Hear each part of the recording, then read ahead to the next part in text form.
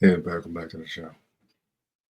So, went to the mall today to see whatchamacallit, Sonic 3, and got there a couple hours early. We went until 1 o'clock, so I went to Barnes& and Noble. Go right through the mall to the movie theater, so I went to Barnes& and Noble. I did a couple of comics, and I actually picked up this Ultimate Spider-Man graphic novel. And that one's the new Spider-Man series, where Peter Parker's finally gotten his happy ending. Unfortunately, it's in the Ultimate Universe. I don't know why, but at least it happened. And ironically, it's called Married with Children, which is interesting. So I don't really care much for the way this was done. It's basically like a reverse origin story where he's already lived a life and then he gets bitten by the spider. Then Parker's alive at the Daily Bugle or something. Aunt May is gone. Norman Osborn is gone. Gwen Stacy's alive, married to Harry Osborn, but has no prior relationship with Peter Parker. I'm like, what the deuce? Peter's got two little brats with Mary Jane. I'm like, okay. I know this happened before in the comics, but I'm like, interesting. It's really strange the way it was done. I'm just like, not sure I care much for this type of storytelling. I just,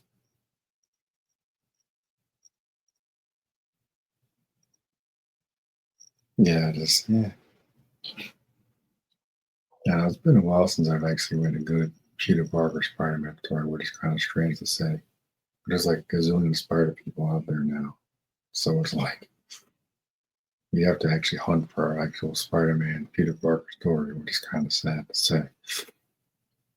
Especially with the Spider Verse and all this other crap out there. It's like, can you just get back to basics? Like I play Spider Remaster sometimes, every once in a while, usually from Marvel Monday. But it's like just sitting there reading up these criminals. I'm like, man, I kind of miss when Peter was the only Spider person. It's just too complicated now.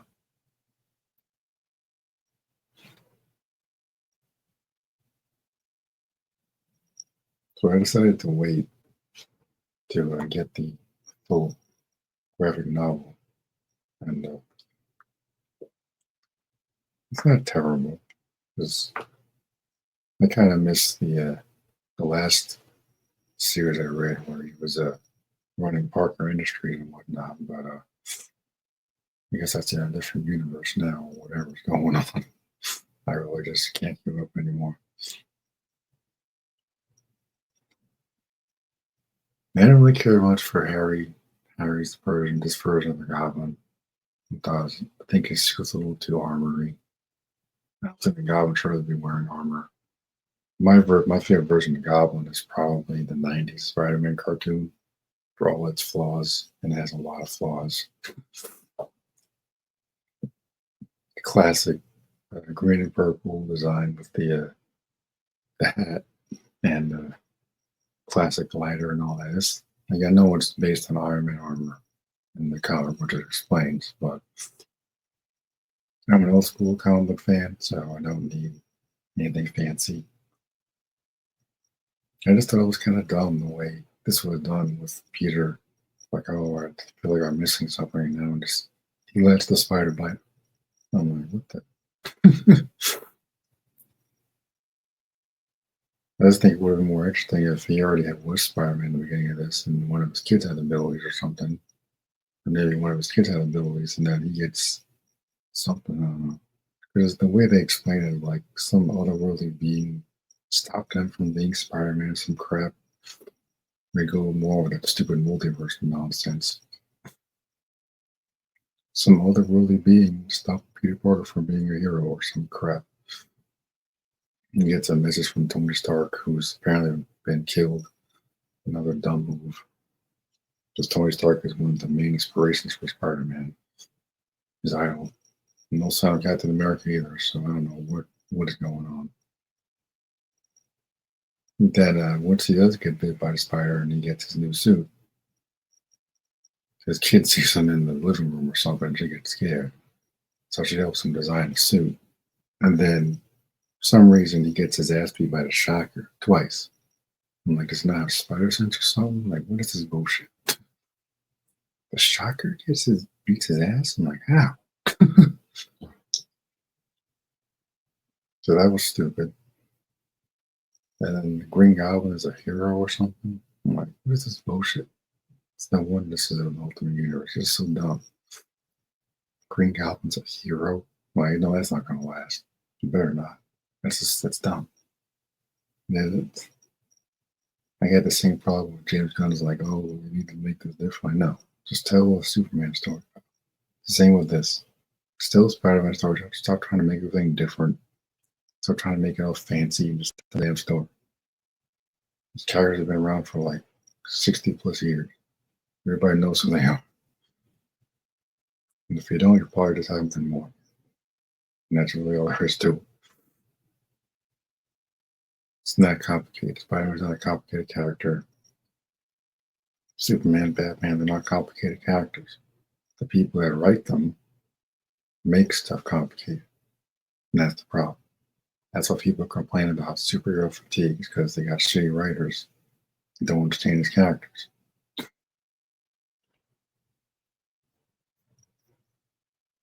Like, I like the dynamic. Like I always said that of all the comic book characters out there, Spider-Man and Superman are maybe the main two that can probably balance the family thing.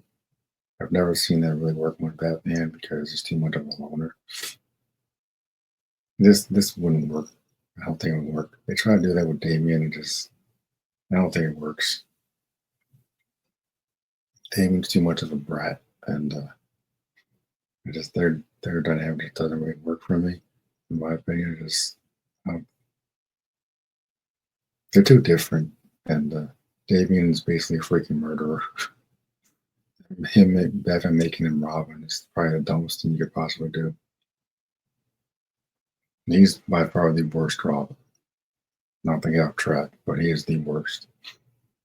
At least Jason became another vigilante. But like, it's the same with it. This might be one of the worst Spider-Man stories I've ever freaking read. I like the family dynamic with Peter and Mary Jane, but this is a huge step down in my opinion. I know it's ultimate, but I'm like, this is a huge step down in my opinion from the story I used to read. This is nothing like what I remember. I can go back and read some classic Spider-Man comics and say that was awesome. You know, those are like written and published in the 60s, back when Stan Lee was around. Stan Lee, Steve Ditko, and all those people that were involved in those stories back in the day. This is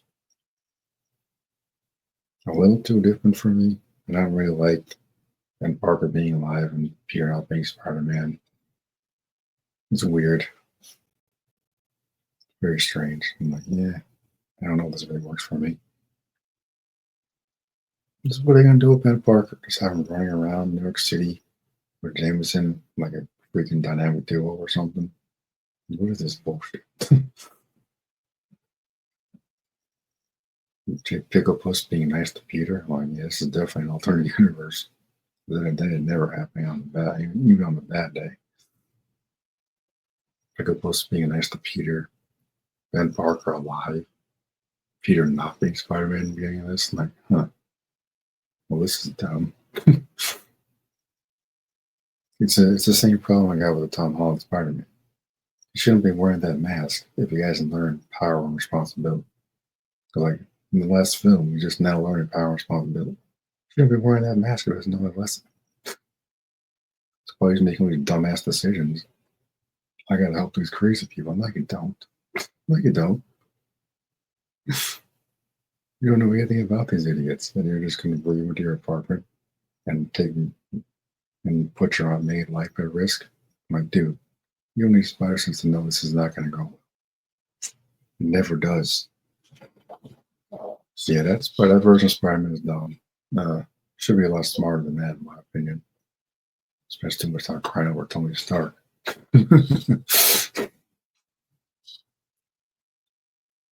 was like when I kind of worry about the direction of that particular franchise going forward, going into Spider-Man 4, whatever they call it next. Because I'm just a little tired of heroes needing people to hold their hand and stuff. Just is really annoying. Spider-Man is more capable of doing stuff on his own. Superman's capable of fighting big ass monsters on his own. Now, if you're beaten and battered and you can't like even get up, okay, fine. But like this, we're in this era of the comic book films and shows where heroes need to team up with like five other characters to take out one villain. Just stupid.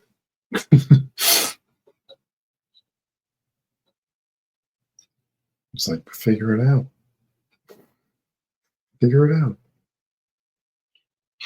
Like how are these heroes been running around New York City or wherever whatever city they're in X amount of years and they can't even fight one villain by themselves. All of a sudden.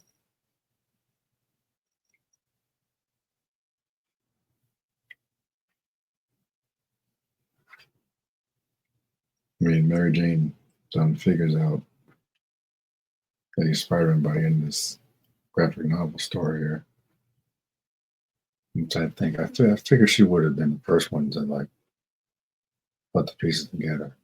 Like his daughter, she walked in on him wearing the suit, the skin suit, or whatever that was, like a symbiote type of thing. Kind of surprised she didn't put it together with like all this mascot swinging around. Like, because in the original comics, Mary Jane knew her secret for years. I know this is like a different universe or whatever, but I'm just like, kind of feel that character from Mary Jane to be the last one to know his secret that he's carrying around, seeing how well she knows him. So I figured that she would be the first one to figure it out. But apparently, just like in Smallville, everybody's seen Clark wearing the same stupid jacket 10 seasons, can't figure out is the same guy zipping around the city,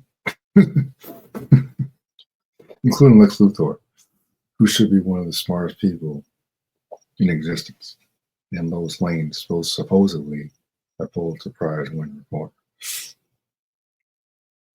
And Clark and Smallville never wore glasses, so that just made it even worse.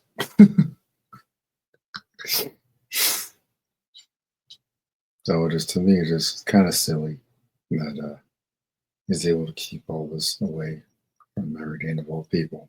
Of all people, Mary Jane should be the first one to be asking questions, no matter what universe we're talking about. You know what I'm saying? Just yeah, I just don't buy it. These are different writers. This isn't even Dan Slott or Bendis writing this, so these are different writers and artists doing this. So maybe they're not as in tune with classic Spider-Man stuff as I am, but again, it's not terrible. I just don't like the way this story is told. It's really sad that I've come to this point that I can't even find a decent Peter Parker story these days. And I forget it with the movies because the movies are all over the place.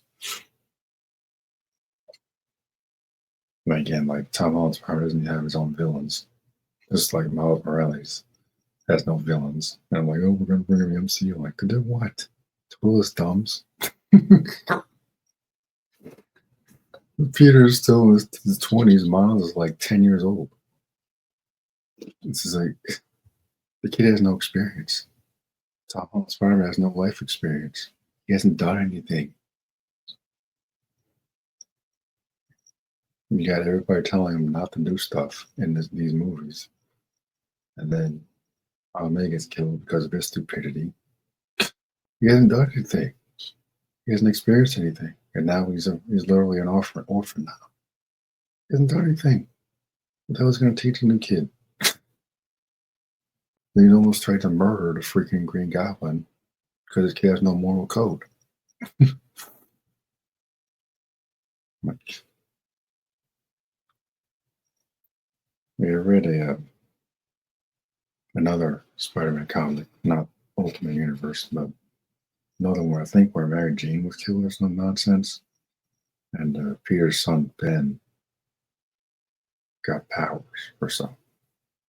Either Peter was retired or the kid got powers, something. And I think he inherited Peter's suit. That was an interesting one. I think that was probably before this one. I don't think that particular storyline continued after that, but it was interesting nonetheless. And again, it's just I love to see this type of thing in the games for sure. Absolutely, like a Mayday Parker storyline spin-off game, like the Miles Morales game with Mayday Parker, Ben Parker, I guess Ben Parker Jr. or both of them. I still want to see Cloak and Dagger at some point in the Simon game series. I think they need. I think they deserve some spotlight and some form because Cloak and Dagger are just they're actually really cool characters, and I don't think they get the recognition they deserve. Not to go off on a tangent, but it's still connected to Marvel, so I'm just like, I can't remember last time I read a good Spider-Man comic. Fortunately, this didn't cost me that much, but it's just kind of sad when I had to literally scramble through the comic book aisle to find a decent comic. Crying out loud. A couple of years back, they would have been all over the place. Barnes almost got the one little section for comics. It's a decent area in Barnes Noble over in Princeton. It's like just seems like the Peter Parker stories are just getting so rare because there's so many damn spider people running around. And don't get me wrong, Miles is cool. Gwen is cool in their own universes. But like when they're like Spider-Man at the same time, it's kind of dumb. So I'm like, this is why I'm kind of like ranting about the Marvel universe and they're talking about bringing Miles Morales into the MCU. I'm like, to do what?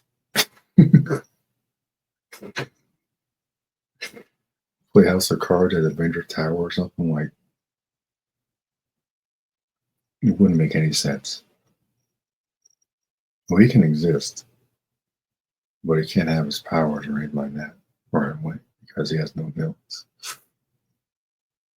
And we're going to see with the new Captain America movie why legacy characters don't always work. It's like during the Sonic movie, I saw a trailer for new Captain America and I was like, man, this is going to be so dumb because you got the freaking Red Hulk. Do you remember the Incredible Hulk when Blonsky had the Captain America serum and the Hulk kicked him into a tree? Even with the serum, he's completely effed up. Like even if Sam had the serum, it wouldn't make a lick of difference. The freaking Hulk. I mean, Rogers had the serum, he could barely go up against Thanos. Even with me on there, he only had an advantage for like 10 seconds, not less.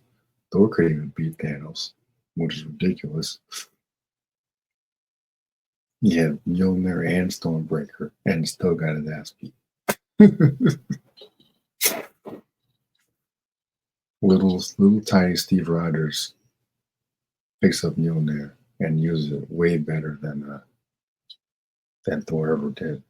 It's like exactly what Batman would do if he had a Green Lantern ring.